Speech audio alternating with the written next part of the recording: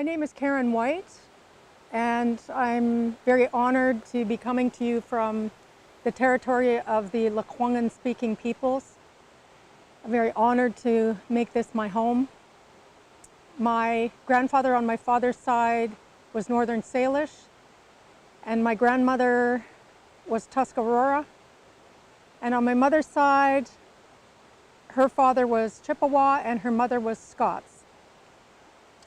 This piece is a dedication to the children that lost their lives by trying to swim off Kuper Island, where the residential school was located. When babies sing underwater, do they call the whales? The cooing would be heard over long distances by mammal ears, especially mothers. The pod would be drawn by the notes, emitted by brand new and tiny lungs that have only known water, and that still remember that water is sacred. Babies and whales flashing amongst kelp forests. Whales carry ancient knowledge, and like land whales, elephants do not, cannot forget. Maybe the songs of orcas are the songs of babies. Before they grew dorsals, formed blowholes, learned to breach. Maybe these are honor songs for those who live below the waves, swim with this new family, who sing to remember what we cannot. Sometimes a mother's memory is like fire, the only flame that can burn below the sun-rippled surface. So this is a two-part piece. I wrote a book that has not yet been published, writing what I call coyote poetry. So what I've done is, this is a two-piece poem. The first part is called Airport Shuttle to Banff. And the second part is an Indian that takes back Banff from the Banff Shuttle. So what coyote poetry is a genre that I invented and nobody else is allowed to use because for cultural reasons. So for us, coyotes or ravens speak the truth and sometimes are very blunt and not particularly polite. So this is part one, Airport Shuttle to Banff. You know you're in the Calgary airport by the geriatric Dale Evans cowgirl greeter in a white cowboy hat. The land all around, runway flat, skyscraper forest in the distance, and the foreground houses. As far as the eye can see, shrunken trees as if the houses have sucked all the nutrients from the soil to grow, leaving trees sparse, runted. Oil pumps here and there beside the highway, sleepers I'm told, as they stand alone. Eyes drawn to the big sky, endless cloud. If I lived here, I'd have a sore neck from looking up. From the bus, there is prairie, lands slowly rise into hills, then climb and climb to mountains. I am part of the prairie and the sky, foothills and mountains. But which is more enchanting, the sky or the mountains? But the two meet like lovers, cause me to want to learn. A boulder sitting alone, born of those mountains, carried and dropped by ice. Dead Man's Flats, the sign says, and I wonder, how come those places are always named for dead men and not women? Bottle brushes for trees, mountains here where veils of mist, a huddle of shy Muslim ladies, well-worn game trails alongside the highway. On wire fences, plastic bags hang, flit, and flutter like prayer flags. Chiniki, the land untouched, all wilderness. Forest climbs the foothills, and finally mountains in the far. All I want to see is the mountains and the sky. Sun finger paints the peaks aglow, reveal crag and cranny of rock, mountains in a round dance, circle.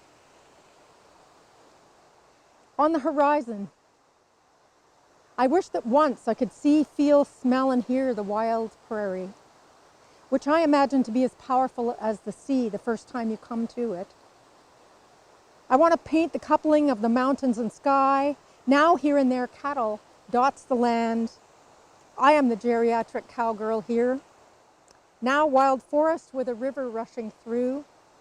The Rockies in the far snow-smothered, reaches up the sides of the mountains until near the peak it is stone-shaped and carved by ancient ice. Stony Nakota Casino in the middle of this wild land. Casinos are us Indians' revenge. We'll take back some of what you've stolen. While you are lulled by noise and lights, the elusive promise of winning, we swing dance onto Banff Avenue. We're in the 1940s, a ski town. It could be anywhere, but it's Banff.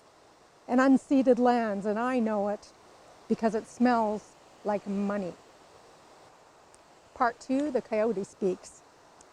An Indian that takes back Banff from the Banff Shuttle. You know it's Cowtown when you leave WestJet. See an old and haggard Betty Davis, carny horrific like she was in Whatever Happened to Sweet Baby Jane. And she's the cowgirl airport greeter. Buildings as subtle as horrors stand off in the distance, illegitimate children of the prairie, vampire houses who suck the blood of trees, leaving them as bony as a street kid. Nearer, houses as far as your blind eyes can see. Rich oil barons pump their hips, dry hump the land for oil.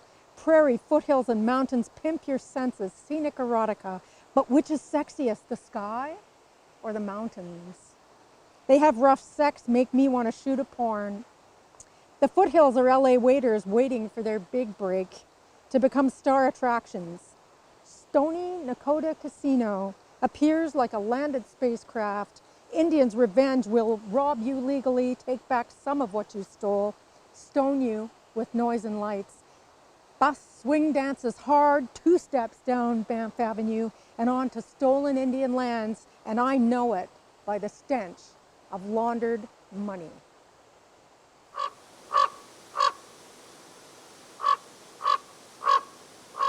This is called Avalanche Warning, and it's dedicated to the murdered and missing Indigenous women across North America and in fact the world, and especially Tina Fontaine, the young woman, very young woman, who unfortunately had her life taken from her. Every so often in this deep snow woods stillness, I hear the distant boomf of an avalanche trigger, explosion, the exact sound inside my head when I heard you set him free.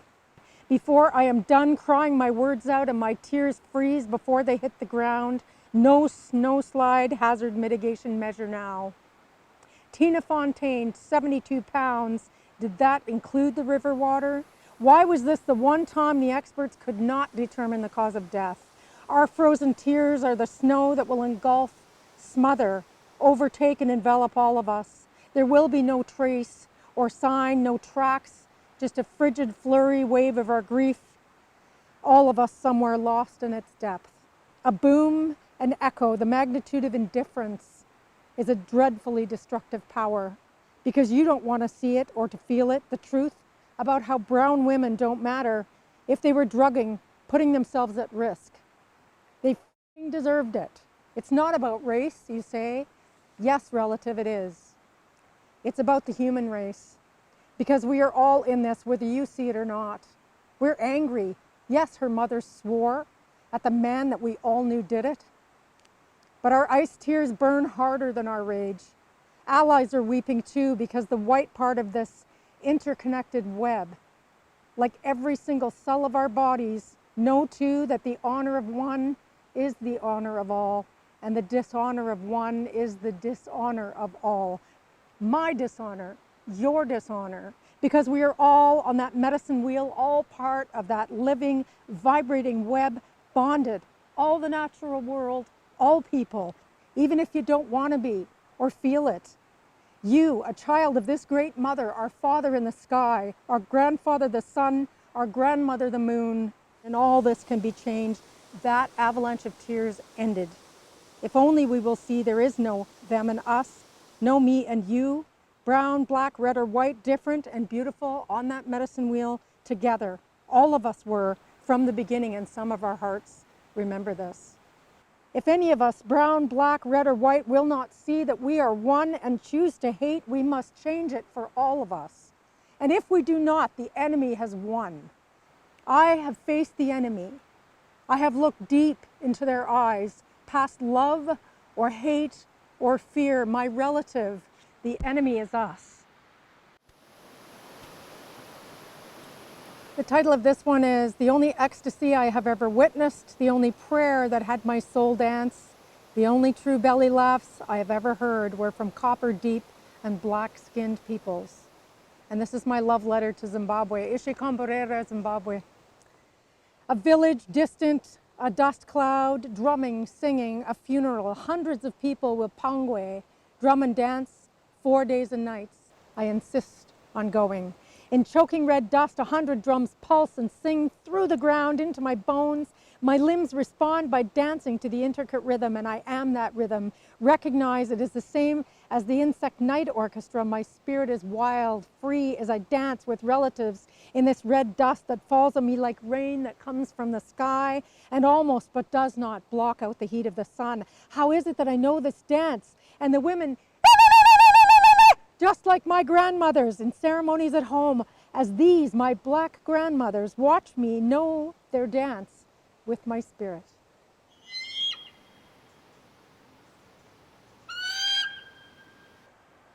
And this is a piece called When Stars Collide. When stars collide in vacuous, soundless space, is there an explosion of light in the deep black? Do souls aligned on a collision course of love remember they are stardust? Does anyone but the two hear the stillness, the removal of air before the exquisite upheaval? Or is it morphogenetic resonance that carries us past the fear? The bearing of our bones in the sand and sun of parched desert of the battles of our past, the laying bare of our souls, our most terrible wounds, scars, badly knit limbs. What a beautiful, living, moving sculpture we are of marrow, soul, and bone, moving toward each other, refugees, separated by the war of life. Exquisite chaos, universal, primordial, our joint scream of reunion, of sorrow, of joy. The unfathomable depth of the love, like a mountain it cannot be moved. This gift that stands now here where there was only grief and unfathomable loss. These moments laid bare in the blowing sands of the desert of our wanting hearts and cooled in the oasis sweet shade of our devotion.